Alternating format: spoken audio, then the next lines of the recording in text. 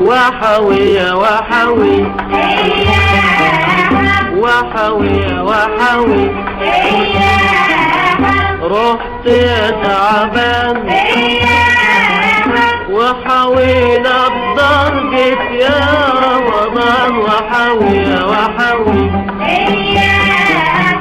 طول ما نشوفك قلبنا فرحان، في الدار خيرك أشكال والوان. يا صلاة النبي، النهاردة مع بعض هعمل أكبر فيديو تفريزات لرمضان 2025. بصي، أكبر فيديو ممكن تتخيليه. هجمع لك كل التفريزات في فيديو واحد. كل اللي أنا طالباه منكم حطوا لي لايك وشيروا الفيديو لكل أصحابكم.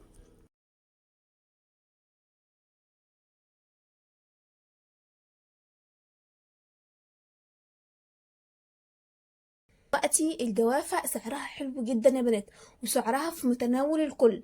هو أي نعم يعني غالية شوية، بس بالنسبة لحاجات كتير يعتبر هي أرخص حاجة في السوق. جبت معاكم الجوافة ديت، وكنت برضو اشتريت مشتريات حلوة جدا كلها كانت لرمضان. لو ما شفتش الفيديو، هو الفيديو اللي قبل ده بالظبط.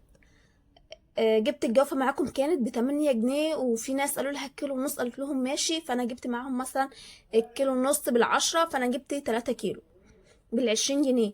حلوة جدا وجميلة يا بنات. عايزة اقول لكم هي حلوة، كانت في اخر السوق. يعني انا اشتريتها في اول السوق، على ما روحت ومش عارفة وخلصت دنيتي كانت عاملة كده. بس عايزة اقول لكم اول ما كانت عند الست كانت جميلة جدا، ولونها اصفر ولونها كده يعني مسكرة وجميلة.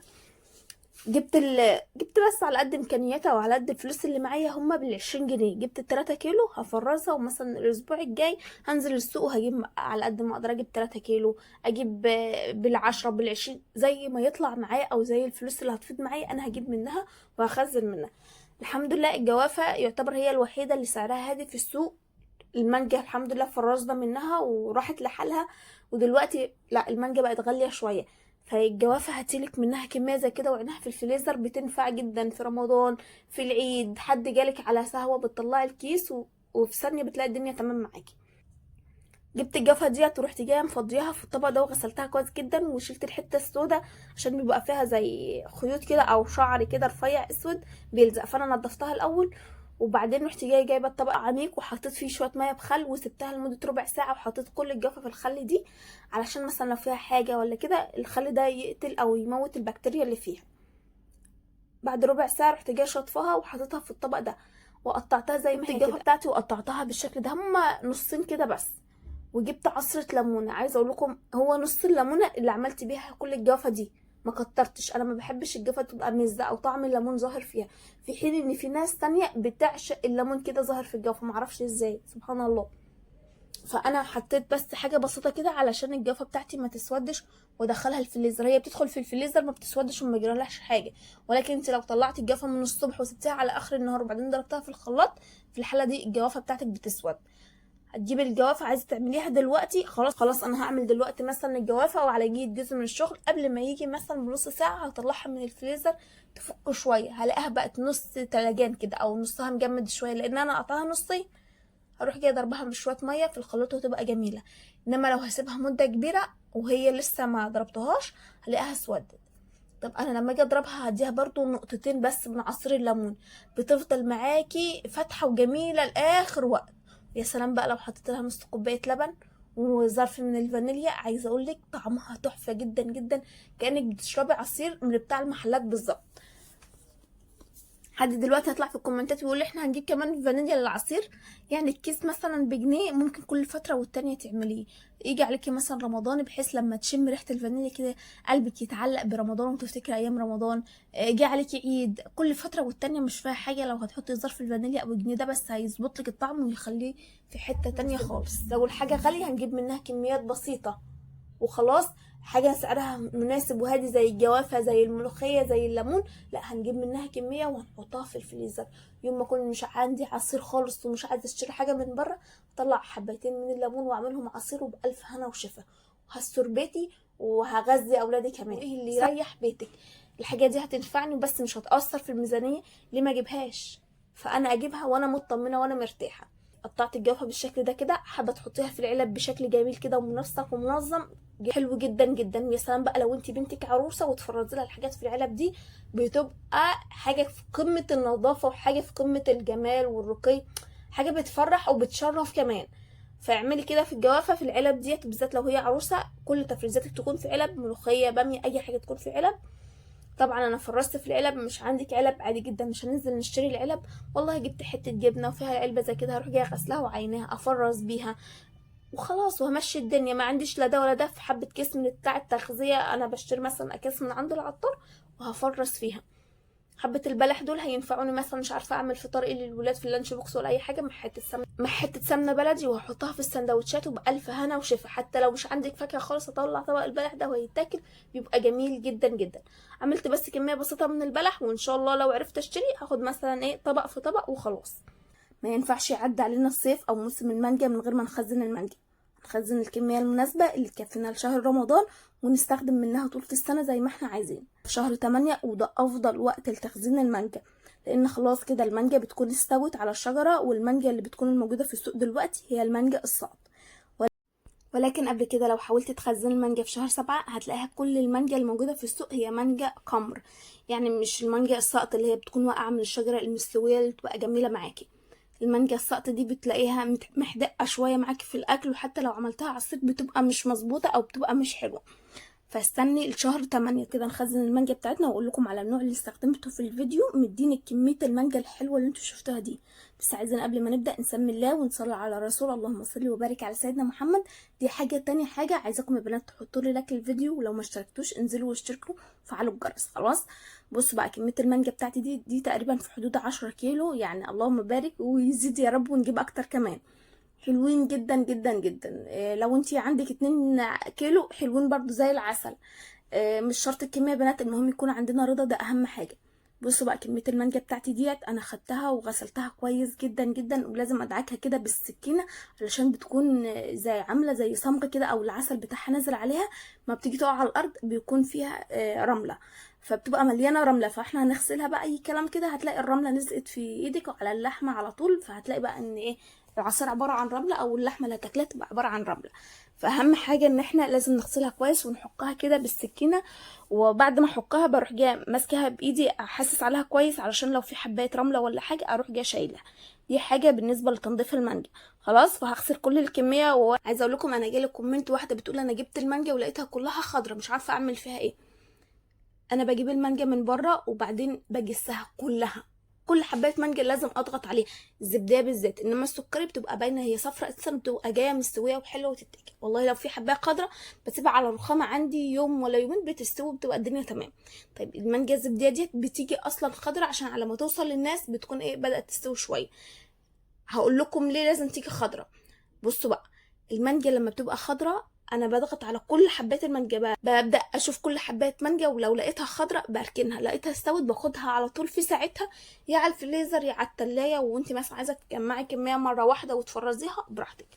بس عايزه اقول لكم على حاجه، المانجا الخضراء افضل بكتير. عارفه ليه؟ انت تاخديها وهتركنيها مثلا على جنب عندك على الرخامه هتستوي معاكي. طبعا المانجا جايباها مستويه من هناك، المانجا ما يعني لما بتستوي يعني بتبقى خضراء بتستوي في ثانيه، فتلاقيها استوت بعدين طريت معاكي، هتلاقيها قلبها من جوه بقى مسود وبقت عامله زي الميه كده وممكن تدود معاكي.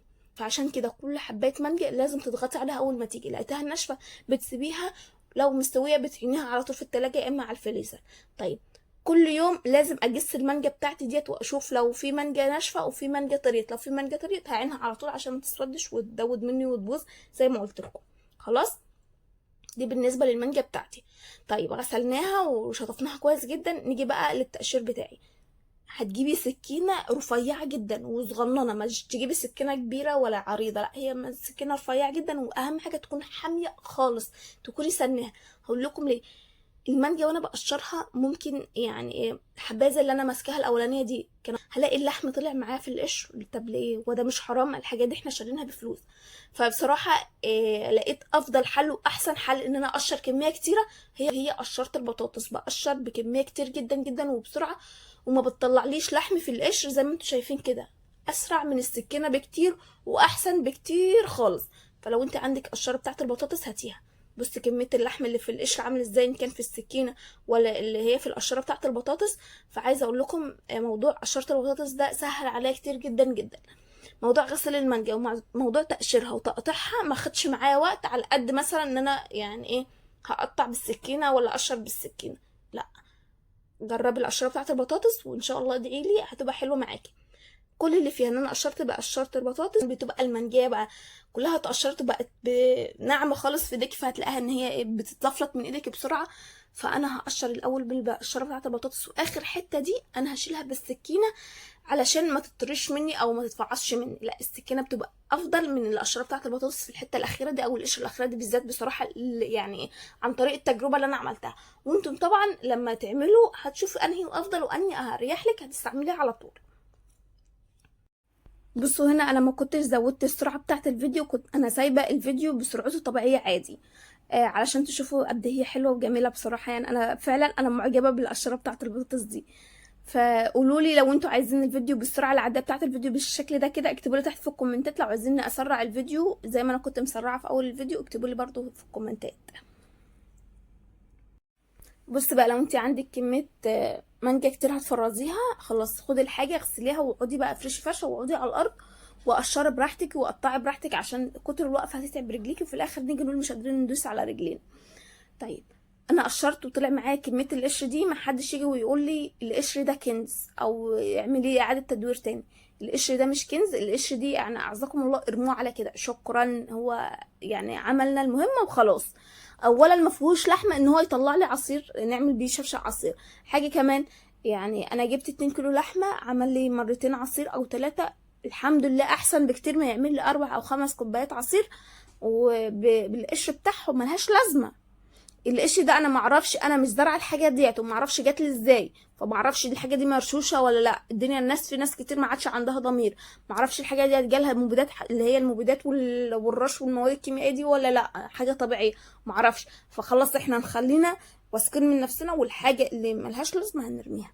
هيطلع لي شفشة عصير مره زياده، لا ملهاش لازمه بنات ارموه.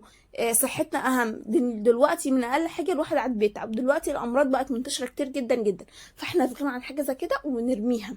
لا مش عايزاها، عايزه عصير زياده، خلاص هنزل السوق هشتري كيلو ليمون ب5 جنيه هيغرقني عصير كيلو ليمون، ولا استعمل مره من اللي هي القش ده.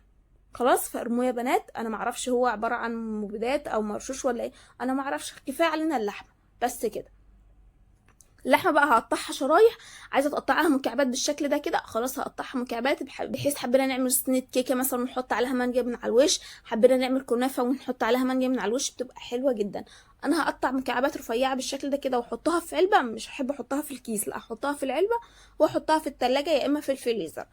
انا بفضل الكنافه بالمانجا تبقى ايام المانجا، ما بحبش اجيب مانجا متفرزه واعملها بصراحه كنافه بالمانجا، لا هي ساعتها بتبقى المكعبات ماسكه نفسها وحلوه كده وخلاص. والله انت عايزه تعملي في رمضان ولا حاجه، خلاص هحط في علبه بالشكل ده كده وهحطها في الفريزر، علشان مثلا مش حاجه تضغط عليها او حاجه تتفعص او الكلام ده كله، كده كده مسافه ما تجمد بتبقى خلاص هي ماسكه نفسها. بس انا بفضل انها تتحط في العلبه شكلها احلى وبتبقى بتفضل محافظه على نفسها. طيب بالنسبه للاكياس ديت هتبقى احطها في الاكياس بحيث للعصير، او حبيتي تطلعيها يعني حبيتي تاكلوها في اي يوم في السنه هتطلعيها تاكليها. طيب انا لقيت عندي مانجا مستويه او مانجا ماسكه نفسها شويه او مانجا يعني يا دوبك ايه فيها نسبه خضار شويه، خلاص انا هاخد المستوي مع مثلا نسبه خضار شويه، مش هحط كله مع بعضه او هحط اخضر او احط مستوي، لا لازم نخلي بالنا عشان الطعم كله يدوب في بعضه. خلاص محسش ان المانجا دي محسش ان العصير ده محدق شويه عشان مخضر او طعمه متغير شويه، لا نحط مانجا مستويه شريحه مستويه على شريحه مثلا وسط على شريحه مثلا ايه ماسكه نفسها او خضره شويه، وبكده. اهم حاجه لازم افضي الهواء تماما من الاكياس بتاعه المانجا بتاعتي علشان تفضل حلوه معايا. انا واحده من الناس دي افضل طريقه لتفريز المانجا. طيب انا مش قادره اقطع ولا قادره اقشر ولا قادره اعمل الكلام ده كله، ممكن اجيبها زي ما هي من غير غسيل ومن غير اي حاجه وهحطها في الكيس وهربطها كويس جدا جدا.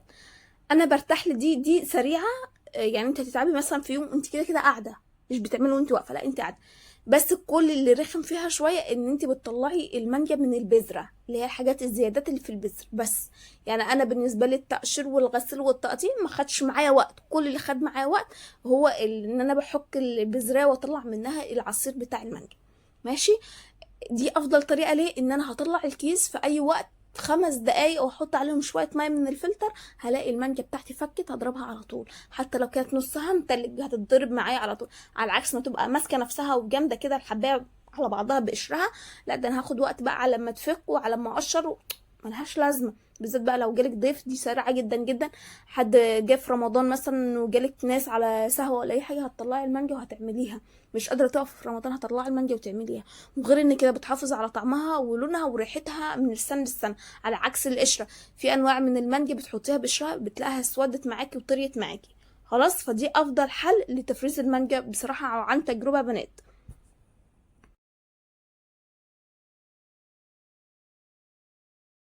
وبس كده، اللهم بارك ويبارك لنا جميعا في حاجتنا. هي دي الكميه اللي طلعت معايا. نهدى بقى شويه ونقف دقيقه واحده بس نصلي على رسول الله. اللهم صل وسلم وبارك على سيدنا محمد.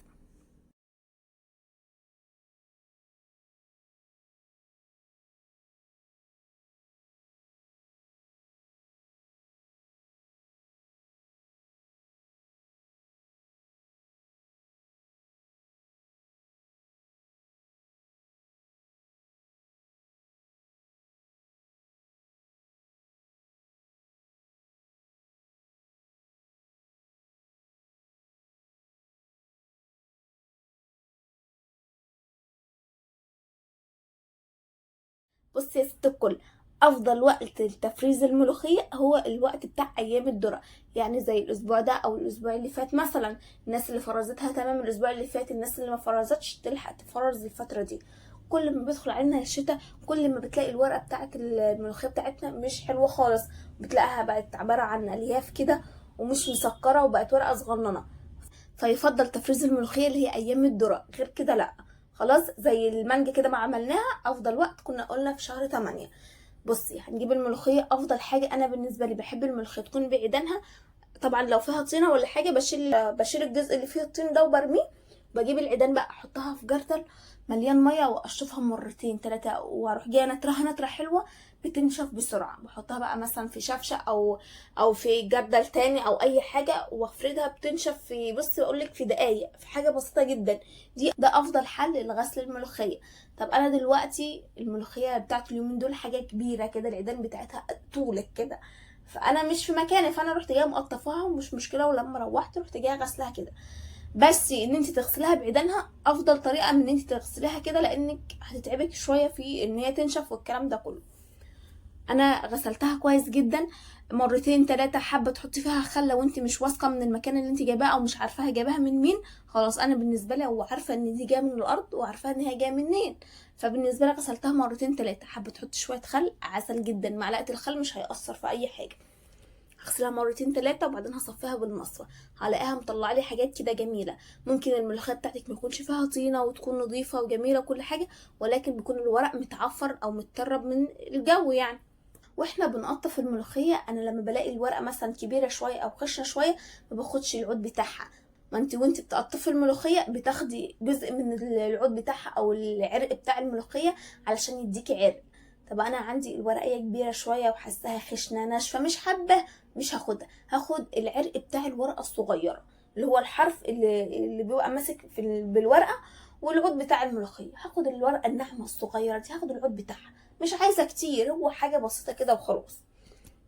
في الفيديو هنا هقولك على طريقتين بس، افضل حاجه لقلبي واللي انا بشجعها واللي انا بعملها على طول. ومهما بص عملت كل الوصفات انا مش هعمل غير بالطريقه دي، فعشان كده انا هعملها هي اول واحده. هقول لكم برضو على اللي هي ايه، ان احنا نضربها في الخلاط دي حلوه ولا لا. بس علشان انا هنا حابه اعملها بالمخرطه او بالكبه، انا نشفتها الاول. طب لو انت هتعمليها مثلا هتسلقيها او هتستعمليها في الخلاط، خلاص مش شرط ان انت تنشفيها. بس انا رحت جايه جايبه ملايه كبيره ورحت جايه فردها في الصاله وشغلت عليها المروحه. كنت كل شويه اقعد اقلب فيها عشان الورق الميه بتلزق بين الورق. طيب نيجي على افضل وصفه وافضل طريقه لتخزين الملوخيه. هقول لك يا ست الكل، هنجيب الملوخيه بتاعتنا بعد ما نشفت وقرنين فلفل اخضر او احمر او اي حاجه زي ما تحبي، 3-4 فصوص ثوم. حطي بقى على قد الكميه بتاعتك. هجيب الكبه بتاعتي وهضرب بقى كله في بعضه بالشكل ده كده. اول حاجه خالص هحط الثوم والفلفل عشان يتفرموا مع بعض، واحط الورق بتاعي كله هيتفرم. وبعدين هاخدها وهكمل عليها بالمخرطه. انا باخد الكبه دي عشان تسهل عليا نص الوقت ويمكن 3/4 الوقت. يعني المفرمه بتسهل عليا كتير جدا جدا. حد هيقول لي الكبه برضو بتغير من طعمها شويه او مش بيبقى نفس الملوخيه زي المخرطه، براحتك. بس انا واحده ما عنديش مثلا وقت، انا واحده موظفه، انا واحده معايا اطفال او معايا طفل اقل من 3 سنين، يعني زن بقى ودوشه وبتاع، فانا اللي يمنعني ما اعملهاش في الكبه. بصي يا بنات، الصدفة الجميلة دي، الكيس عليه الفانوس وهلال رمضان، دي صدفة جميلة جدا والله، يعني سبحان الله انا لسه واخدة بالي منها وانا بعمل معاكم. يا رب اللهم بلغنا رمضان لا فاقدين ولا مفقودين، وكل سنة وانتم جميعا طيبين وبصحة وسعادة وسلامة يا رب، وكل سنة واحنا مع بعض على طول ان شاء الله. لو انتم وصلتوا معايا للجزء ده انزلوا تحت اكتبوا لي في الكومنتات الايموشن بتاع فانوس رمضان او هلال رمضان، وخلي الكومنتات كلها روحانيات رمضان. ما تنسوش تحطوا لي لايك للفيديو، ويلا بينا نكمل الفيديو بتاعنا. هاخدها في الكبه هتتسوى، وبعدين هفرمها بالشكل ده كده، وبعدين على الصينيه بتاعتي والمخرطه بتاعتي وهخرطها. مش هتاخد 5 دقايق والاقيها نعمت معايا. المخرطه بتنعمها لي اكتر وبتخليها حلوه جدا معايا، ودي افضل طريقه. هتجربي مهما تجربي، هي دي الاصل وده الافضل وده الاطعم ودي الافيد. خلاص هقولك برضو، انا في فيديو قبل كده عملته لكم ونزلته لكم في القناه، لو حابين تشوفوه روحوا شوفوه. ان احنا جبنا الملوخيه وغسلناها وجبت الكيس وحطيتها في الكيس، دكيتها كويس في الكيس على قد مثلا الاكله بتاعتي، وطلعت الهواء من الكيس تماما وربطتها ودخلتها الفريزر. بس كده. وقت ما اجي اعمل الملوخيه بتاعتي هروح جايه مطلعه الملوخيه مع كيس الشوربه، هحط لها شويه مثلا شويه شوربه وهضربها في الخلاط وهعملها. دي اوحش طريقه ممكن تتخيليها. طعم الملوخيه بيتغير، الملوخيه نفسها الورق بيسود، ريحتها وطعمها وحش جدا جدا يا بنات. انا عملت الفيديو ونزلته لكم وهسيبه لكم في المنتدى لو حابين تشوفوه، وهنزله لكم برضو في الكومنتات خلاص او في صندوق الوصف. فافضل حاجه لو انت بتفكري تعملي الملوخيه في الكيس او تعينها ورق زي ما هي، ما تعملهاش عشان دي وصفه وحشه جدا ومش هتاكلي منها معلقه، هترميها على طول. ده تجربتي وانا عملتها مرتين، عملت كيسين صغننين كده على قد عشان اجربها، لقيت الكيسين وحشين ورميتها تاني، مع ان كنت كلفتها بقى شوربه وورق الدجاج ومش عارفه ملح وفلفل اسود والطشه، دي حاجات في الوقت ده حاجات غاليه حرام، فمع ذلك رميتها. ماشي. بنزل الملوخيه بتاعتي في شويه شوربه حبه صغيرين، هتاخد غلوه واحده بس زي ما احنا شايفين كده، وبعدين هطفي عليها البوتاجاز وهسيبها لما تبرد، هحطها في الاكياس بتاعتي على قد مثلا الطبخه بتاعتي. الطريقه دي بتكون تقيله فخلي بالك، فيعني مثلا هتعملي كبشه او كبشتين بتبقى هي على قد النص كيلو، هتعملي 3 كبشات خلاص مثلا كيلو الا ربع، فانتي قد اكلتك. احنا بنزودها شوربه بعد كده. هقول لكم الحله بتاعتي كانت عامله شويه عشان كنت عملت فيها ملوخيه. اولا انا الفيديو ده يعني في حاجات عاملاها قبل حاجات، بس انا ربطت كله مع بعضه او ربطت مثلا المقطع ده مع بعضه علشان تمشوا معايا بنظام. خلاص فمحدش يقول لي مثلا ان هنا الحله مسوده ليه، عشان كنت عامله بيها ملوخيه اللي هي الطريقه التانية. طب محدش يجي يقول لي الكبه بتاعتك في الجزء التاني بقى او بعد كده الكبه بتاعتك مالها فيها ورق ملوخيه ليه، عشان انا برضو عامله بيها الوصفه دي. خلاص. فدي اول حاجه اللي هي في المخرطه احنا اتفقنا عليها، دي افضل واحسن نتيجه، واعمليها كل مره. ولو الناس فضلوا يفتكسوا لك اختراعات، ما تعملش غير الطريقه اللي احنا متعودين عليها اللي هي المخرطه. هنحط الورق في الكيس، ما تعملهاش وحشه جدا جدا. طيب في طريقه بقى منتشره جدا اليومين دول، واحنا هنجيب الحله وهنملاها ميه. طبعا كبري الحله بتاعتك، حتى لو كميه الورق صغيره لا كبري الحله علشان كله يدخل مثلا او كله ياخد غلوه واحده مره واحده، علشان الملوخيه اول ما بتنزلها في الميه بتلاقيها دبلت معاكي بسرعه. فانا هجيب حله كبيره وهملاها ميه واحط لها معلقه سكر ونص معلقه صغيره كربوناتو او بيكربونات الصودا. خلاص مش بيكنج باودر، لا كربوناتو اللي هي بتاعه الطعميه. وهنزل بالملوخيه بتاعتي كلها مره واحده، وبعدين هديها تقليبه واحده، يعني الموضوع ده مش هياخد معايا 10 ثواني، وهطلعها بسرعه علشان ما تنزلش الفايده بتاعتها في الميه. ومع ذلك شايفين الميه بتاعتنا لونها ايه؟ لونها بني غامق كده، الفايده بتاعتها نزلت فيها. خلاص. هنيجي بقى نكون محضرين بعد العشر ثواني، بعد العشر ثواني ما نطلع الملوخيه بتاعتنا من الميه المغليه، هكون محضره ميه بتلج وهروح جايه منزله عليها على طول الملوخيه بتاعتي بسرعه علشان توقف عمليه السوا. خلاص. لما احس ان هي بردت شويه او ما احس ان هي بردت شويه هجيب الخلاط بتاعي وهحط الملوخيه بتاعتي. انا مش عايزه اصفيها جامد، انا عايزه يكون فيها برضو نسبه من الميه ديت عشان الخلاط يمشي معايا. خلاص. عايزه اقول لكم برضو نزلت جزء من الفايده في الطبق زي ما احنا شايفين كده، محدش يقول لي ان اللون ده شوائب او مش نظافه، لا احنا غسلناها ونضفناها. ماشي. فدي فايده من بتاعه الملوخيه، نزلت في الماء المغليه ونزلت برضو في الطبق تاني.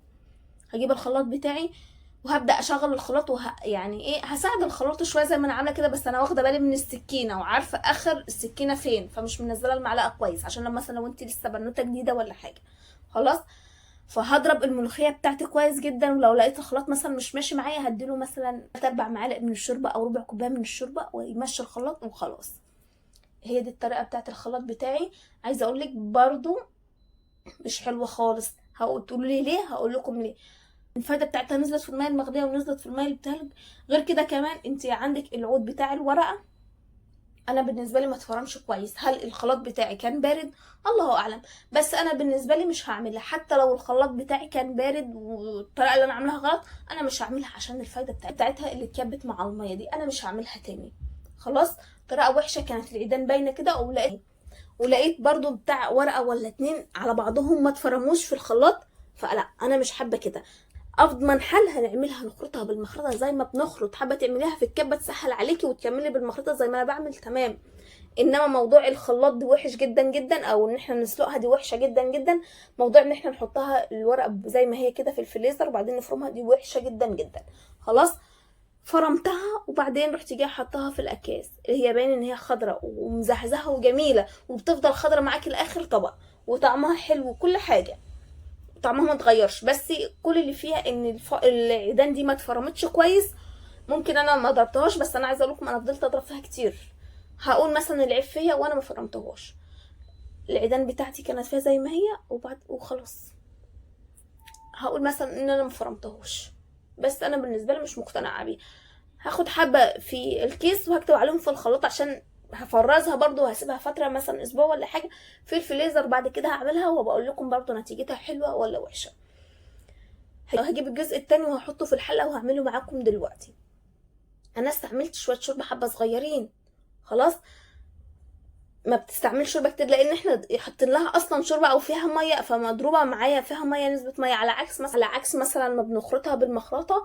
بتبقى مثلا بناخد كوبايه شوربه مثلا على نص كيلو او على الكيلو، بتبقى جابسه معايا. وطبعا بنحتاج مثلا نص كوبايه من الشوربه على لتر مثلا او كيلو من الملوخيه، وبتبقى العمليه جابسه، فبحتاج ان انا ازود لها شوربه كمان. فانا بالنسبه لي ما اقتنعتش بها اصلا يا بنات. استعملتها عادي وعملت الطشه بتاعتها عادي والدنيا مشيت تمام وكل حاجه عسل جدا. بس برضو هرجع واقول لكم مفيش احسن من المخرطه. سيبكم من جو الاختراعات والابداع اللي احنا عايشين فيه او الناس اللي عايشه فيه، واستعملي المخرطه. غير كده لا. الحاجات انت عارفه وصفه مقتنعه بيها وماشيه عليها من سنين ما تغيرهاش. ممكن تغيري او ممكن تعمليها في حبه صغيرين، لو النتيجه عجبتك هكمل على طول، مش عجبتني يبقى انا ما خسرتش الحاجه ومش رميتها على الفاضي. خلاص. انا لما جيت جربت في جزء صغير والباقي حطيته او عملته بالمخرطه، عشان انا واثقه في المخرطه واثقه في حاجتي ديت. انا هعمل الجزء اللي هو او الحاجه الجديده هعمل في كميه بسيطه عشان لما تخسر ما ازعلش عليها. الدنيا غلا واحنا مش في حين حاجه زي كده تخسر او حاجه ان احنا نرميها. خلاص. عارفين البصل؟ كلنا عندنا بصل. انا واحده من الناس مثلا بشتري كميه لما البصل يبدا يطلع والناس تبدا تبيعه، بروح جايه واخداه واخزنه عندي. تحطي بقى في مكان واسع، تحطي في مسقط، في شقه فوق منك، في اي مكان واسع عندك. بتجيبي البصل كميه كبيره وتعينها في الموسم بتاعه. في الموسم بتاعه البصل بيكون الكيلو ونص ب10 وساعات بيوصل ل5 جنيه. خلاص. ممكن تجيبي البصليه اللي هي حجمها الوسط او الصغير دي، اللي مثلا لما تيجي تاكلي باميه تروح جايه تاكليها مثلا معاكي في الباميه، اللي هي البصله الصغننه ديت او بتاعه المخلل. تجيبيها مثلا تجيبي منها 2 كيلو 3 كيلو للاكل زي كده. ممكن تعملي نص كيلو لحمه وتروحي جايه مقطعه بصلايه صغننه زي كده. ما تجيبوش البصل الكبير. ماشي. هتكلم برضو معاكم ازاي نشتري البصل وازاي نشتري حجمه ونختار انهي حجم بالظبط. طيب دلوقتي احنا عندنا بصل كتير واشترينا البصل في موسمه، لان في الايام العادية او مش في موسم البصل الكيلو بيوصل ل35 وب30 وبارقام غالية كده شوية. فاحنا هنشتري البصل في الموسم بتاعه. لما نلاقي البصل طلع والناس بتبدأ تبيع البصل هبدأ تشتري بقى. شوفي كميتك ايه وعدد افراد اسرتك ايه والعدد اللي انت محتاجاه والكمية اللي انت محتاجاها بتجيبها كل سنة. حابة تزودي بتزودي براحتك برضو حسب احتياجك. طيب انا هنا كيلو ونص بصل بالعشرة، بصراحة حلو يعني، البصل مش بيجراله حاجة، انا هشتري منه كمية وهعينه في مكان حلو ما فيه هوا كده، مش يكون حر ولا كتمة. طب دلوقتي انا عندي الجو حر جدا، وناس كتير دلوقتي هتلاقي في بصل من عندهم باظ. انا واحدة من الناس كنت كل ما ادخل الاقي مثلا بصلاية بايظة فارميها، بصلة هتبوظ. طب انا مش لاحقة مثلا هعمل كل يوم بصل، او انا مش هستخدم كل يوم بصل، فانا مش هستخدم البصل البايظ ده او اللي هو قرب يبوظ، فبالتالي هرمي. لا، انا رحت جايه داخله وابدا افرز البصل واشوف مثلا البصل الحلوه من البصل الوحشه. والله لقيت بصله ماسكه نفسها وحلوه وكويسه جدا من الفوق، من العرف بتاعها من فوق، خلاص هسيبها. ابدا اضغط عليها بايدي، لقيتها ناشفه كده وحلوه، هحطها. لا انا مش مرتاحه لها، وهلاقيها مثلا القشره من بره بتلزق شويه او مش ناشفه كده، خلاص انا هاخدها وهغسلها كويس جدا، هقشرها كويس وهقطعها كويس جدا، وبعدين هضربها في الكبه بتاعتي او هقطعها زي برضو ما انت تحبي. انا بالنسبه لي بعد ما خلصت الطريقه ديت، كل شويه والتاني اروح ابص في البصل، لو لقيت بصلايه ولا اتنين مش هعملهم، بدل ما اضرب في الكبه ولا الكلام ده، بروح جايه واخداهم وحطهم في التلاجة يقعدوا معايا، مش بيجرالهم اي حاجه.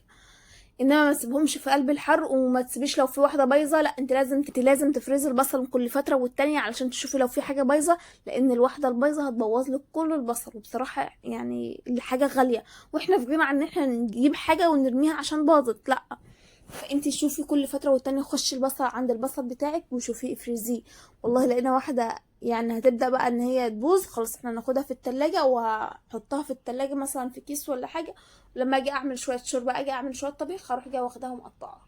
طب انا دلوقتي لقيت كميه كبيره بتاع اكتر من 3 كيلو ولا 4 كيلو بصل هيبوظ، لا انا هاخده واحطه في الحوض وهغسله كويس جدا جدا، ما فيهوش اي حاجه. يعني انتوا بص شايفين البصل عامل ازاي، البصل ما فيهوش اي حاجه يا بنات.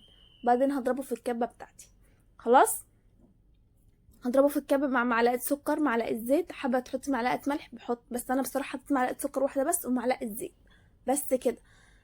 اهم حاجه البصل مش ينفع اقطعه كده واسيبه وبعدين اروح اعمل حاجه تاني او انشر او اكلم اي حد وبعدين ارجع للبصل، لا البصل ريحته بتطلع وبيبوظ، فاحنا مش برضو مش عشان نعالج حاجه نبوظ حاجه تانية. البصل هيتغسل كويس جدا، هيتقطع كويس، هيروح على الكبة على طول، من الكبة على الفريزر، تمام كله على طول. ما ينفعش تسيب البصل كتير عندك على الرخامة. قطعناه بالشكل ده، هناخده على طول على الكبة وهنضربه ضربتين. شوفي بقى انت عايزة ايه، عايزة مكعبات رفيعة، جوليان، تبشريه براحتك، شوفي انت تقطيعك ايه، مع معلقه الزيت ومعلقه السكر وخلاص. هاخد في الكيس وهفضي الكيس من الهواء تماما وعلى الفريزر على طول. اهم حاجه لازم نبطط البصل علشان ايه، مش يبقى كتله واحده كده. طيب عايزه اقول لكم انا طلع كميه تنظيف من البصل كتير جدا، يعني اللي هو البصل انا بايظ او انا مش هستعمله، او لما اكون مثلا عايزه افصل بين الجزء البايظ والحته السليمه، فبلاقي بصل كتير طلع مني. البصل ده مش ترموه في الزباله، ده عباره عن مضاد حيوي، في منه حلو ما فيهوش بايظ. يعني البايظ طبعا هنرميه في الزباله، بس انا عايزه اشيل بقى من البصله كويس علشان مثلا البايظ ده مش يكون جنب السليم على طول. فانا لقيت فيه كتير جدا حلو، بصراحه خساره يترمي. إيه لو انت عندك طيور حطيهم في طبق وشيلي بقى القشر، اللي هو القشر العادي ده حطيه في كيس وارميه في الزباله. ولو انت عندك طيور هتجيبي الطبق وهتحطي اللي هو التالف من البصل او الحاجات اللي طالعه من البصل ترميها ليهم.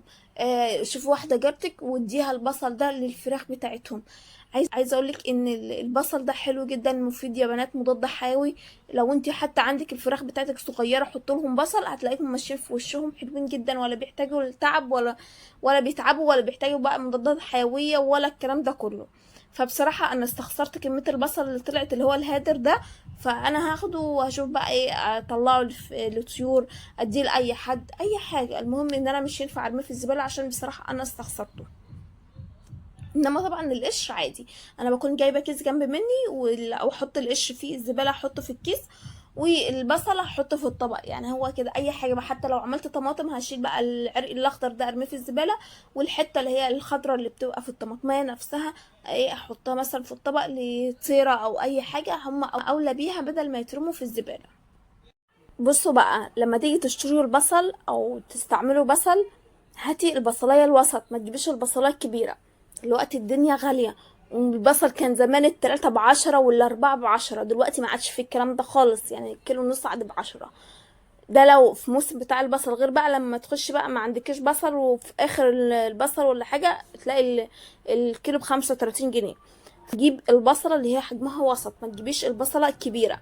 طيب انا وحصل مثلا وجات عندي صدفه والبصلايه الوسط دي طلعت كبيره على الحاجه اللي انا محتاجاها، استعملته لقيت بصلايه لقيتها كبيره وانا عايزه حته صغيره، خلاص انا هاخد البصلايه وهقطع منها حته وهي بقشرها، يعني وهي لسه كده بقشرها اروح جايه واخده منها الحته اللي انا محتاجاها، وهاخد اللي انا محتاجاه هاخده على جنب عشان اقطعه مثلا في الاكل واقشره واقطعه في الاكل. طيب الجزء الكبير بقى اللي انا مش هحتاجه، هجيب يعني حته سمنه كده ربع معلقه صغيره او نص معلقه على حجم بقى الحته المفتوحه دي، وهبدا ادهن البصله الحته المفتوحه دي بالسمنه بتاعتي واحطها في التلاجة. بس كده، وقت ما احتاج ياخدها كلها. طب انا مش عايزاها كلها برضه، دي كبيره عليا، خلاص انا هدهن الجزء المفتوح او الجزء اللي اتقطع بحتة سمنة كده او حتة اي حاجة عندك، شوية زيت، بس يفضل السمنة طبعا عن الزيت، واحطها في التلاجة. السمنة هتعمل طبقة عليها فهتمنع بقى الهواء على البصل على طول، فهتلاقيها حلوة ومعاكي وجميلة وهتستعملها على طول من غير اي حاجة. حتى لو مش حطيتها في كيس هتلاقي البصلة حلوة ومش ريحتها تطلع ولا الكلام ده كله. خلاص، ده لو في حالة البصلة كبيرة. طب انا مش عايزة احط البصلة في التلاجة، خلاص انا هقطعها او انا هنضفها من القشر بتاعها عادي واحطها في كيس واحطها في الفريزر، بس هقفل الكيس كويس جدا جدا عشان الريحة والكلام ده. عندي كلمتين بس يا بنات بالنسبه للفيديو بتاع المره اللي فاتت اللي هو تنظيفات رمضان. لقيت كومنت بيقول لي هو احنا هنبدا تنظيفات رمضان من دلوقتي؟ عايزه اقول لك يعني وليه ايوه نبدا من دلوقتي. حتى التنظيفات دي بتبقى عشان خاطر راحتك انت النفسيه، بتبقي داخله الحاجه ونفسك مفتوحه عليها. انا اعرف واحده بتيجي على دخله رمضان او على دخله مناسبه او فرح او اي حاجه وتروح جايه واخده الالمونيا بتاعتها وتفضل تدعك فيها بالسلك عشان تلمع. طب لقيه، طب ما انا هلاقي ايدي تعبتني وايدي وجعتني او انا مش هستحمل ادعك كل ده مره واحده. لا، ده احنا هنجيب حله واحده بس وكل يوم نغسلها غسله محترمه، هلاقي الدنيا معايا جميله وهحافظ عليها. انا هدخل وهطبخ ونفسي مرتاحه لما الاقي الحله بتاعتي بتلمع كده وبتبرق. حد جالي في رمضان او اي حاجه ياكل وهو مرتاح، مش مثلا دخلت عندي المطبخ ولقت الالمونيا مصفره كده فتقرف مني او تقرف من الاكل. فاحنا في غنى عن كده خالص. فشغل ان كان تنظيفات لرمضان او اي حاجه ما تقوليش لسه بدري، حتى اعمليها بينك وبين نفسك، اعملي كل يوم حاجه بسيطه لو حتى 5 دقايق او 10 دقايق، المهم اعمليها علشان انت تبقى نفسيتك مرتاحه. طيب ده بالنسبه للي قالت لي هنبدا تنظيفات رمضان. نفس برضو يعني كومنت قالت لي ايه، انا استعملت المستر شاهين على البوتاجاز وبوظ لي البوتاجاز. عايزه اقول لك انا بستعمله على البوتاجاز عندي، بس مش بسيبه يمد يعني لمده اخره 15 ثانيه، ارش وعلى ما اجيب السلك والصابون واروح جايه دعكه على طول واروح جايه منشفه. انا حصل مره كنت بغسل المطبخ عندي وبعدين برش على مستر شاهين وطبعا نزل عليه وقعد فتره على ما غسلت الحيطان ونزلت الميه عليها، ببص على البوتاجاز لقيته ان هو ايه، نقط عليه كده وعلامه النقط بتاعه مستر شاهين باينه عليه لانه نشف، فلقيته ان هي طفت. عايزه اقولك مع الوقت الطفت ده راح ورجع للمعته تاني. انا البوتاجاز بتاعي من فوق استانلس، فمعرفش بقى نوع البوتاجاز بتاعك ايه انتي، ممكن ما بيتقبلش حاجه زي كده. فاحنا لو عايزين نغسل السلس بتاعنا او البوتاجاز بتاعنا ما نغسلش الحنفيات. بصراحه انا ساعات بغسل الحنفيات والدنيا بتبقى جميله معايا لمع المكان معايا. طبعا الالمونيا لو سبتي المستر شاهين عليها هيطوسها لك، بس برضو مع الوقت لازم تدعكي فيها هتلاقيها رجعت زي ما هي جديده تاني. ولكن انت بتغسلي الالمونيا بتاعتك هي رشه عباره عن دقيقه واحده بس على ما تغسلي مثلا طبق واحد او طبقين بس بالكتير، وتغسلي الالمونيا بتاعتك هتلاقي الدنيا معاكي جميله. بس كده. انما بالنسبه لي انا بستعمل مستر شاهين على البوتاجاز وعلى كل حاجه بيبقى جميل. ممكن نوع البوتاجاز بتاعك انت اللي مش متقبل حاجه زي كده او نوع غير التاني، فبصراحه مش معرفش هو عمل معاكي انت كده ليه. لو وصلتوا معايا لحد هنا ما تنسوش تحطوا لي لايك للفيديو وشيروا الفيديو لكل اصحابكم يا بنات. هستنى رايكم في الكومنتات، اريحكم شويه من الكلام الكتير ده عشان انا عارفاكم انتوا تقريبا صدعتوا مني.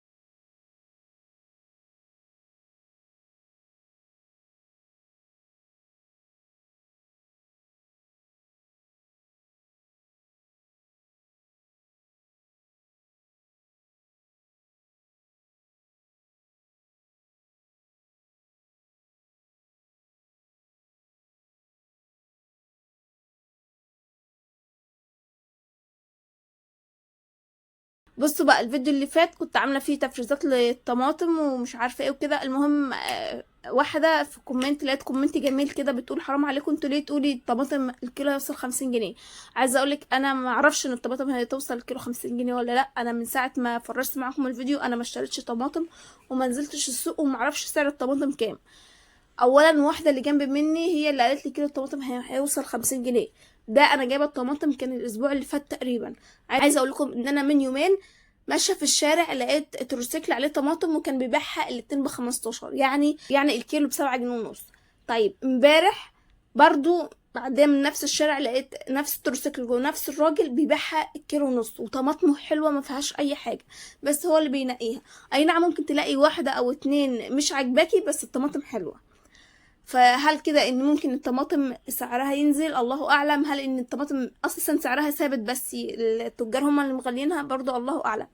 انا ما اعرفش حاجه يا بنات. انا بنزل الفيديو ليكم واقول لكم جهزوا حاجتكم علشان ما ندخلش في غلا او في مشاكل واحنا مش هنكون قدها بصراحه.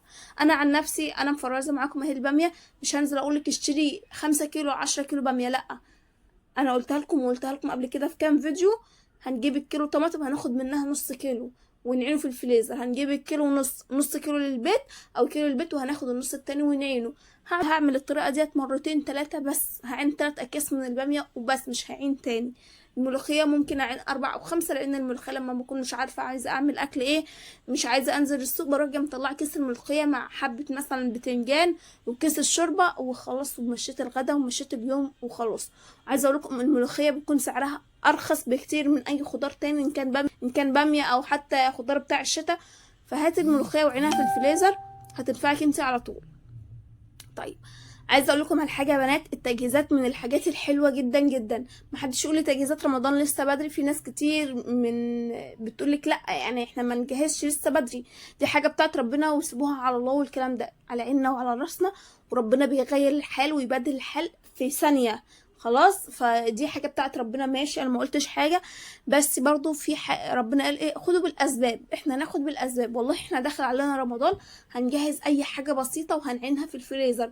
لو انت مثلا حاسه ان هتدخلي في الميزانيه هناخد حاجات بسيطه. طب انا مش هدخل في الميزانيه وعندي زيت هعين الزيت، عندي سكر لو مثلا ما عنديش سكر هاخد كوبايه سكر وهروطها كويس جدا وهعينها واشيلها رمضان.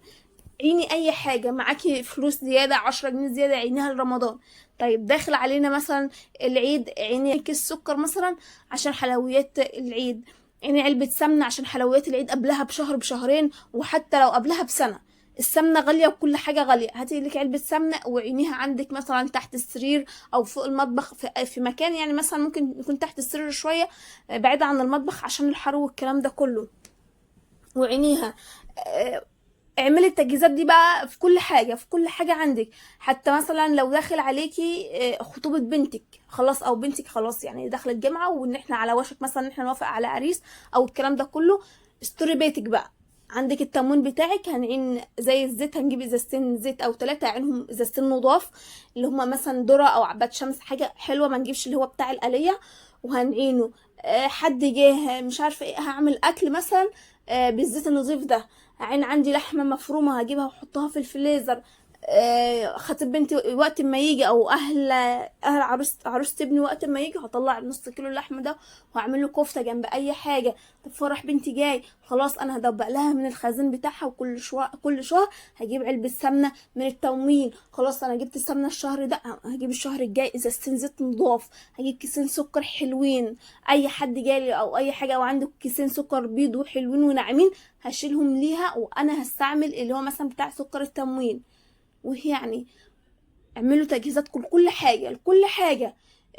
مثلا احنا خلاص الفرح قربنا عليه، انزلي على العطاره، مش لازم تنزلي مره واحده، انزلي على العطاره وهاتيلك مثلا اللي هي الحاجات اليانسون والنعناع ب20 جنيه او ب30 جنيه زي ما تجيبي، واربطيها كويس وعينيها حبه عينيها في التلاجة تمام.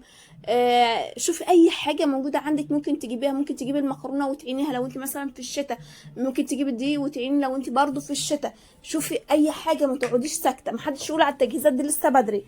بنتك لو انت خلصت الثانويه ابدأي هاتيلها حاجات في البيت، هاتيلها حاجاتها في شقتها، هاتيلها مثلا كوبايات، هاتيلها طقم من كوبايات الشاي الفناجين ديت، وعلى ايام الفرح بتاعها او على ما تبدا تتخطب هاتي لها طقمين من الغاليين وتصب فيه للناس او للضيوف. هكذا هاتي لها مثلا، انت بتجيبي لها شنطه معالق اللي هي بتبقى الغاليه بقى نظيفه، وهاتي لها مثلا طقمين من المعالق التانيين او اللي هي العاديه اللي هتستعملها في يومها العادي. انت بقى ظبطي دنيتك، مش ان انت تقولي لا لسه لما تتخطب عشان في حاجات جديده بتطلع. طيب مش في حاجات جديده بتطلع، فانا هجيب كميات بسيطه من احدث حاجه موجوده اليومين دول، ولما تتخطب او لما تتجوز ان شاء الله على خير ابدا اجيب لها الحلو كله، وابدا اجيب لها مثلا الحاجه غاليه. انا هنا وفرت حاجه قصاد حاجه، او حاجه سدد مكان حاجه. خلاص الدنيا غاليه يا بنات، مش لازم نقول يعني لما الحاجه تيجي وقتها يبقى نعمل الحاجه دي او نجيب الحاجه دي، لا. حرفيا التجهيزات بتريحك كتير. جايلك ضيف او انت مثلا داخل عليك زي رمضان زي كده، وانت ممكن تعزمي حد، بلاش سيبك احنا اكلنا وشربنا علينا احنا عادي، دخل عليكي حد او جاي تعزمي اهلك او اهل جوزك، اعملي حسابك في الحاجات دي. الحاجات دي بتوفر. جهزي بقى انت مثلا قبل العزومه بيومين عادي جدا، حضري الصلصه بتاعه المحشي، او البتنجان عندك كرنب مثلا ممكن تقطعيه وتسلقيه وتحطيه في علبه محكمه الغلق وتحطيه في التلاجة مثلا، وتاني يوم تحشي او تحشي وتحطيه في التلاجة ما بيجرالوش حاجه. المحشي بيتحشي قبلها بيوم على فكره. احشي كل المحشي بتاعك قبلها بيوم وحطيه في التلاجة كده تحت في الرف تحت الفريزر قصاد اللمبه على طول. خلاص اللهم صل على بحمار اللسان عصفور. جهزي حاجتك، جهزي حاجتك. التجهيزات ديت فعلا من الحاجات المنقذه جدا جدا. روقي شقتك واغسلي حمامك وجهزي الصابون بريحه، تبقى صابونه بريحه حلوه جدا معاكي. يكون عندك صابون سائل عشان مش مثلا يوم العزومه ما الاقيش ان انا عندي صابون، فاضطر انزل واسيب بيتي واسيب التجهيزات واروح اشتري صابون. صح. هاتوا الحاجات دي، هاتوا الحاجات دي وفروها في بيتكم. مش شرط تشتروا كل يوم، لا. انت داخله عليكي مناسبه هاتي. دخل عليا فرح بنتي، خلاص انا عندي الصابون والحاجات دي كلها بتقعد بالثلاث سنين وبالاربعه.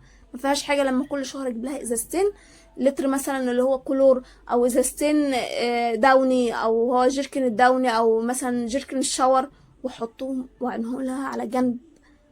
التجهيز بتاعها طبعا انت بتكوني جاهزه وعارفه حاجتك على ايه ومجهزه دنيتك على ايه. فعايزه اقول لكم يا بنات محدش يستهون بالتجهيزات ديت. جهزوا حاجتكم من قبلها بكتير. طالعه مصيف ابدأي جيبي، يعني انت هتطلعي مثلا الشهر الجاي، مش في حاجه لما تجيبي البانيه وتحطيه في التلاجة، مش في حاجه لما تجيبي الازاز الحاجه الساعه وتركينها على جنب، ما فيهاش حاجه لما تجيبي الذره الفشار وتعينها في درج المطبخ لعند ما تطلع الرحله. لسه بدري ولسه شهر، وهي يعني في خلال الشهر ده هتلاقي ان مثلا في حد عايز مايو، لا ده في حد عايز نضاره، لا ده مش عارفه انا محتاجه اجيب ايه، انا اعمل ايه. احنا فينا عن كده خالص. وطبعا لو انت طالعه فتره ومعاكي ناس، فمش هينفع مثلا اولادك يلبسوا هدوم داخليه تبقى مثلا قديمه شويه او مستعملوها العادي، فلازم تجيب لهم حاجه جديده قدام الناس. مش عندك هاتي فوطه جديده نوف خالص وخامتها حلوه، او هاتلك طقم خامته حلوه وعينيه على قد مثلا عيد، على قد خروجه خرجتيها مثلا وتفسحتي زي كده وتطلعي حاجه نظيفه قدام الناس. مش ان احنا نستعمل حاجتنا من ايام الفرح او الناس الكبيره او الناس اللي هي متجوزه من زمان واستعملت حاجتها، لا. هاتلك طقم ملي وعينيه عندك في الدولاب. حصل حاجه لا قدر الله ولدتي، جالك ضيف في عيد في اي حاجه في عزومه، افرشي الحاجه النظيفه والحاجه الجديده دي. دي حاجات بسيطه مش مكلفه، بس مع الوقت بتلاقي ان انتي حاجتك حلوه وبيتك مستور. خلاص. فكل فتره والتانيه شوفوا انتوا في مناسبه ايه جايه وابداوا جهزوا لها من دلوقتي. انا بالنسبه لي احنا دلوقتي في موسم الباميه، خلاص انا مش هاجي على الميزانيه ولا الكلام ده خالص، لا. انا هنزل السوق هاخد ال100 جنيه ولا ال200 جنيه بتوع الخضار بتوعي، وهاخد منهم 20 جنيه وهجيب حاجه افرسها، ايا كانت بقى، طماطم، ملوخيه، باميه، اي حاجه، اي حاجه ان انت ممكن تتفرز هاتيها وعينيها. لو حتى انت جبت فاكهه ومش محتاجه حاجه في الفريزر، هاتيلك كيلو مانجا وحطيه في الفريزر بالراحه كده من غير ما حد يشوفه ويحس، بحيث ان انت دخل عليكي رمضان طلعي كيس المانجا واعملي عصير وخلاص. تمام. بصوا بقى اتكلمت معاكم كتير. لو انتوا شايفين ان انا كلامي صح انزلوا تحت اكتبوا لي في الكومنتات، ولو انتوا شايفين في حاجه اكتبوا لي برضو تحت في الكومنتات. لو في مناسبه ولا حاجه احنا متغافلين عنها برضو تحت في الكومنتات علشان نعرف الناس، وانا كمان اعرف. احنا كلنا بنتعلم من بعض. وعايزه اقول لكم على حاجه، انا اسفه لكم جميعا لان انا جالي كومنت، يعني راجل بيقول لي او شاب بيقول لي انت ليه بتتكلمي يا بنات يا بنات بصيغه البنات؟ هو احنا رجاله وفي ناس بتطبخ عادي، يعني انا داخل اسمع كلمه بنات بنات ما انا هطلع من الفيديو. اولا انا اسفه جدا جدا كلمه بنات، لان انا اللي بيعمل لي كومنتات بنات، فتعودت على كده. انا الاول خالص اول فيديوهات كنت بقول يا جماعه، خلاص بقى بنات ولاد كنت بقول للكل يا جماعه، دلوقتي الاقي الكومنتات كلها بنات، فانا حسيت ان انا بكلم بنات، فاسفه لكم جميعا، وهحاول اظبطها ومش هقول لكم غير يا جماعه، خلاص عشان تنفع كده وكده.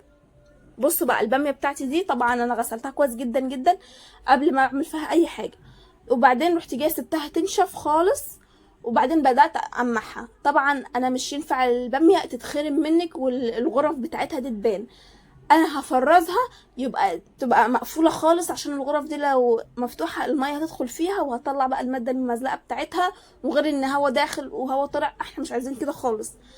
بس بالنسبه لي انا بحب الباميه المطبوخه تبقى مكعبات صغيره، ما بحبش قرن الباميه يكون كبير كده او يبقى حتى وسط، لا انا لازم اقطعه بالنص.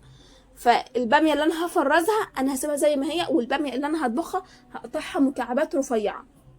خلاص. بحب الباميه بتاعتي اللحمه تكون مستويه في الباميه، ما بحبش اسلق الباميه وبعدين احط الباميه في اللحمه، انا ما بحبش كده. بحب احط البصله وبعدين الدهنه واللحمه كله يستوي في بعضه، وبحط لها كوبايه ميه في كوبايه ميه، ولازم تخلي بالك من الميه علشان مش تستوي بسرعه او الميه تنشف بسرعه فتتلسع منك. خلاص. بعد ما احس ان هي اللحمه استوت، طبعا بكون حاطه لها الملح والفلفل الاسود وكل توابلها. بعد ما احس ان اللحمه بتاعتي استوت بنزل بالصلصه، الصلصه دي متصفيه وكنا مفرزينها مع بعض قبل كده، هنزل عليها بالصلصه بتاعتي، وبعدين هسيبها بقى تستوي براحتها، احس ان الطماطم اتسبكت وكل حاجه تمام، هنزل بالباميه بتاعتي واسيبها بقى ايه بالمرقه الدجاج وكل حاجتها تستوي على نار هاديه. هتاخد غلوتين من فوق وبالحله زي ما هي، انتوا شفتوا الحله بتاعتي عامله ازاي، يعني مش فايد بلاستيك ولا اي حاجه، باخدها زي ما هي وادخلها الفرن تتشمع بقى في الفرن، ما بحطش بقى في حلقه في صينيه تانية ولا الكلام ده كله، لا كله على بعضه في الفرن تبقى حلوه، وانتوا شفتها معايا تبقى جميله ازاي. الباميه بالنسبه لي بتتاكل بالعيش، ما بعملش رز، الرز ده غالي يا بنات فملهاش لازمه، ما ناكل بالعيش والبصلايه، عندك بتنجان مخلل تمام، مش عندك خلاص انا بحط طبق الباميه كده والبصلايه وعسل جدا، زي ما بقولها الحمد لله رضا، يعني كفايه اللحمه فيها وكفايه الباميه، الحاجه غاليه فمش مهم ان انا اعمل رز، ممكن اعمل رز في حاجه تانية، انما الباميه لا، الباميه تتاكل بعيش، الملوخيه بتتاكل بعيش، الرز السمك المشوي ساعات بعيش وساعات برز، وهكذا اي حاجه ممكن نستغنى عن الرز ممكن نستغنى عن الرز وناكل العيش. خلاص. طيب بالنسبه للباميه المتفرزه زي ما هي كده حطها في الميه، عصرة ليمونة ومعلقة سكر بس كده، هتاخد غلبة واحدة بس، وهشيلها اكون محضرة مية متلجة او مية ساقعة من التلاجة تبقى ساقعة جامد بقى، وهطلع البامية بتاعتي في المية الساقعة ديت، وهسيب المية او اسيب البامية لعند ما البامية تبرد خالص وتبقى يعني بحرارة المية عادية كده كأن مية نازلة من الحنفية، هاخدها واصفيها كويس جدا جدا من الميه دي في المصفى، ولعند ما احس ان هي نشفت يبقى كده خلاص ممكن افرزها. انا بالنسبه لي قلت لكم انا ما بحبش الباميه تبقى على بعض كده صحيحه، فانا بقطعها، والله حابه تقطعيها تمام، حابه تسيبها زي ما هي براحتك جدا. ويفضل طبعا ان الباميه تتفرز زي ما هي كده بصباحها من غير ما تتقطع ولا اي حاجه، بتطلعيها بقى من الفريزر تعمليها في الاكل بتبقى حلوه جدا وكانها زي الطازه. بس دي لو الباميه مثلا صغيره، انا بالنسبه لي اي باميه المفروض تتحط زي ما هي كده في الفريزر، بس انا بالنسبه لي زي ما قلت لكم لازم اقطعها، فهاخد الكبير مثلا الصباع الكبير او اسمه ايه قرن الباميه الكبير، وهقطعه مثلا ان كان حتتين او 3 حسب مثلا حاجه صغننه كده وخلاص. عايزه اقول لكم على حاجه يا بنات، انا الباميه دي مش شارياها، دي جايالي، فطبعا الحمد لله على كل حاجه وكتر خير الناس اللي جايبينها، فمش هنتنك على حاجه ونقول دي حاجه كبيره وحاجه صغيره، لا هاتلنا حاجه صغيره لا هاتلنا حاجه كبيره، كتر خير الناس ونشكرهم، ويعني الحمد لله على كل حاجه، يعني بدل ما هشتري مثلا في حدود 2 كيلو ب60 جنيه، طب ما هم وفروا عليا 60 جنيه، فمش هتنطط عليهم واقول لهم ده بامتكم كبيره وبامتكم صغيره، انا هاخدها منهم وشكرا جدا جدا. والله انا مثلا شايفه الكبيره ديت مش مرتاحه لها هقطعها، مثلا لو عندك طيور هتحطيها للطيور ديت، مش عندك عادي جدا الدنيا غلا، فهروح جايه مقطعها مكعبات زي كده وخلاص، وكله هيدوب في بعضه وكله هيتاكل والف هنا وشفا. انتي بس اظبطي الاكله بتاعتك واخدميها كويس، مش هتبان بقى دي كبيره ودي صغيره ومسكره ومسخه والكلام ده، مش هتبان حرفيا. انا بديها غلوه واحده بس واخليها تكمل سوا في الفرن، بتبقى زي السكر، بتبقى جميله جدا جدا.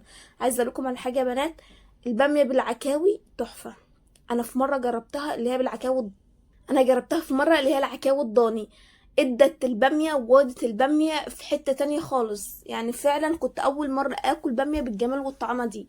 ففعلا اللحمة الضاني واول حاجة التوب العكاوي بتخليها طعمها حلو جدا جدا يا بنات. بصراحة كان عكاوي، كنا دابحين تقريبا او كان عيد، فكانت الحاجة دي متوفرة عندي.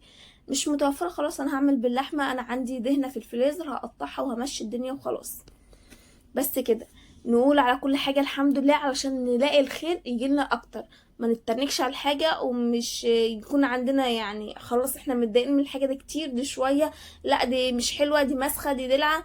نشكر ربنا على الحاجة اللي جايلنا دي، طالما احنا مش دافعين فيها حاجة وجايلنا بكل رضا يبقى كتر خير الناس اللي هي جايبالنا. واهم حاجة يكون الرضا من جوانا احنا وفي قلوبنا احنا. هعين البامية دي في الفريزر لوقت ما احتاجها، مش معايا فلوس جالي ضيف على سهوة هعينها رمضان خير وموجودة عندي في الفريزر.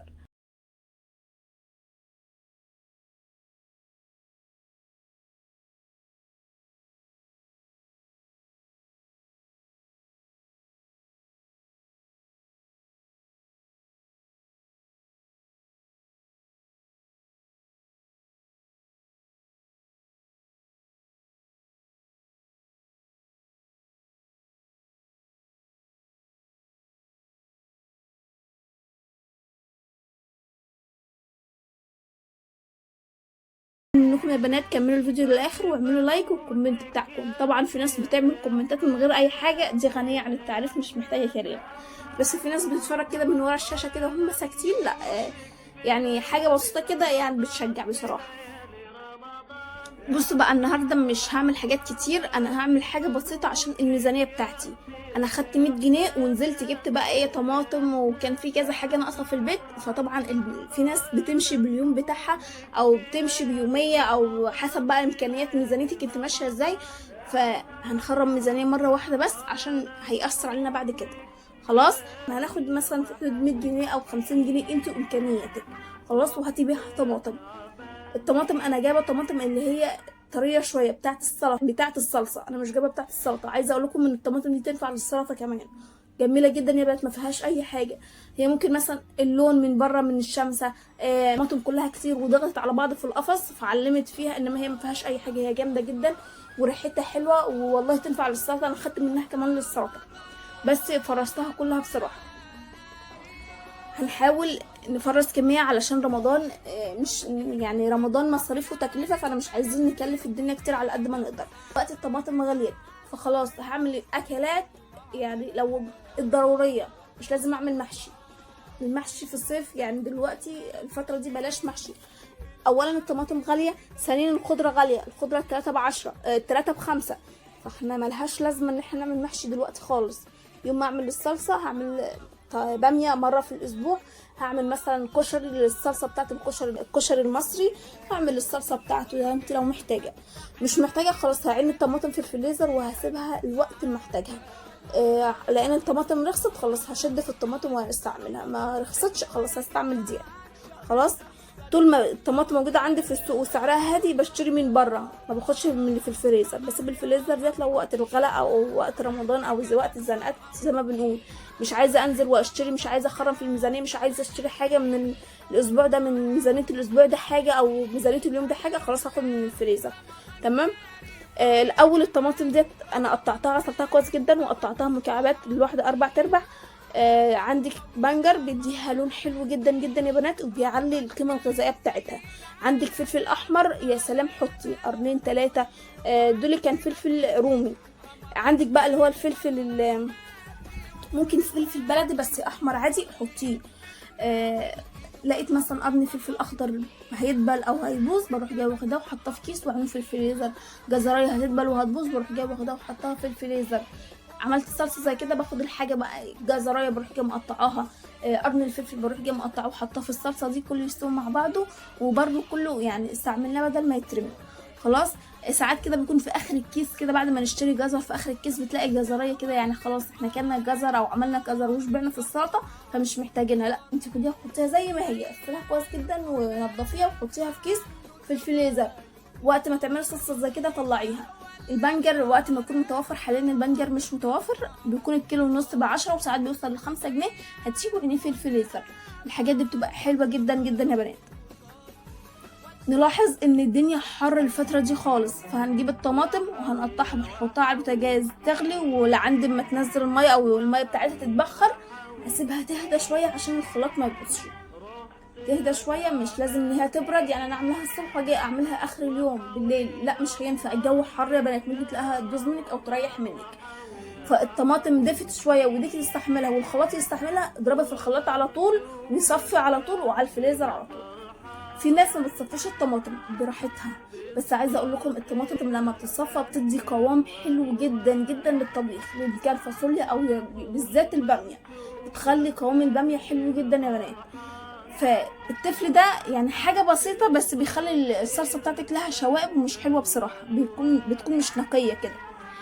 انما هنصفي الطماطم، عايزه اقولك بتطلعي معلقه واحده بس من شفشق الطماطم، فملهاش لازمه نصفيه ونرميها.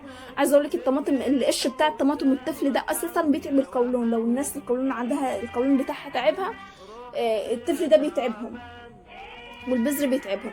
فاحنا فوقنا عن كده خالص، هضرب شفشق الطماطم في الخلاط وهاخده وهصفيه على طول، هصفيه تماما، مش هيكون فيه حبايات طماطم، والتفل ده هاخده وهرميه.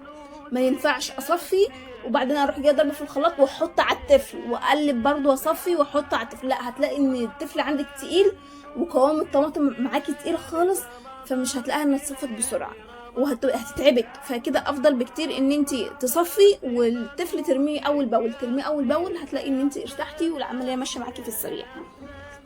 طيب دلوقتي يا بنات احنا عندنا موجود في باميه وعندنا في ملوخيه، دي من الحاجات اللي احنا عايزين نفرزها. انا عايزه افرز ومش معايا ميزانيتي مثلا على قد الايد، خلاص والله انا هجيب كيلو طماطم او هجيب مثلا كيلو ونص باميه، انا عدد اسرتي صغنن كفايه عليا نص كيلو باميه، خلاص هجيب الكيلو ونص او الكيلو وهعمل النص كيلو وهعين النص التاني في الفريزر.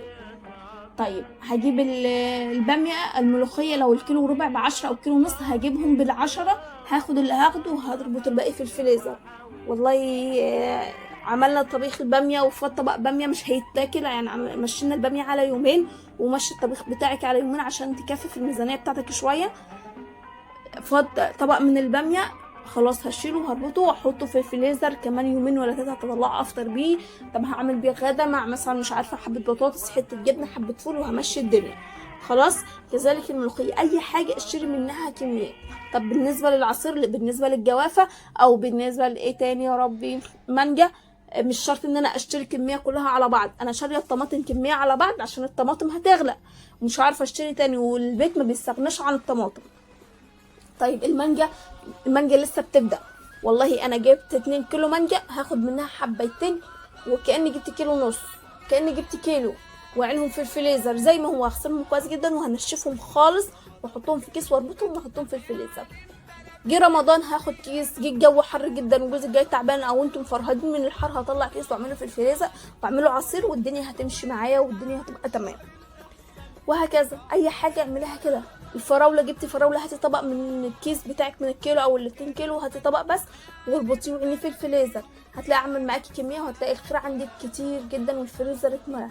جالك دفع على ساعه وهطلع كيس الباميه، هطلع كيس الصلصه هضربهم في الحله واقلب، هطلع كيس العصير وهضرب في الخلاط واقلب، وداني مشيت الدنيا وسترت بيتي قدام الناس وقدام ميزانيتي كمان. خلاص عايزه اقول لكم على حاجه، انا الطماطم بعد ما استوت بحط لها في حدود نص كوبايه من الزيت، تديها قوام حلو جدا كانها زي الجاهزه من بره. بصوا يا بنات قوام الصلصه عامل ازاي، صافي جدا جدا وحلو جدا. يعني بصوا انا فعلا صفوا الطماطم بتفرق خالص في شكلها وقوامها كانها الصلصه بتاعت بره. ما تشتروش الصلصه المعلبه، حاجات مواد حافظه وغاليه على الفاضي. انت هتجيبي علبه الصلصه دي هتجيبي بيها 2 كيلو من الطماطم، هتفرزيها هتعمل لك كميه حلوه. ما تجيبش صلصه بنات من بره، ما تجيبش الحاجات المعلبه، الحاجات الرفاهيات اللي احنا ممكن نقدر نستغنى عنها خالص ومش تستعملوها. طيب دلوقتي انا قد الطبخه بتاعتي في حدود كبشتين مليانين على اخرهم، يا اما 3 كبشات مش مليانين. بحطهم في الكيس، بفضي الهواء تماما واربط الكيس من عند الاخر كده، ويعني اسويه كده بقى في الفريزر. انا عندي عامله رف في الفريزر بتاع التلاجة، علشان الرف بتاع التلاجة اللي فوق ده بيبقى يعني هو ازاز، هحط الحاجه مش هتعمل له خيوط. على عكس مثلا لما تحطي، لو انت عندك الرف بتاع التلاجة عباره عن مش ازاز، في حديد كده، حديد، فهتلاقي ان الطماطم هتبدا تنزل من تحت من الحديد، فهيبقى صعب ان انت تشيليه. فلا، حطي الطماطم بتاعتك في سطح متساوي زي الازاز، او لو انت عندك التلاجة او الفريزر بتاعك في الحديد ده، خلاص انا احط في صينيه لعند ما تتفرز، وبعد كده هقلبيها بقى، شقلبيها براحتك في الفريزر، وتبقى سهله جدا لما تطلعيها، ما تاخدش نص ساعه وتلاقيها فكت كمان. خلاص، بالنسبه لنا كده خلصت فيديو النهارده. يا رب فيديو النهارده يكون عجبكم. هستنى طبعا رايكم في الكومنتات، ما تنسوش تحطوا لايك للفيديو يا بنات، وتشتركوا في القناه وتفعلوا زر الجرس وتختاروا الكل عشان يوصلك كل جديد. اشوفكم في الفيديو الجديد ان شاء الله على الف خير، مع الف سلامه.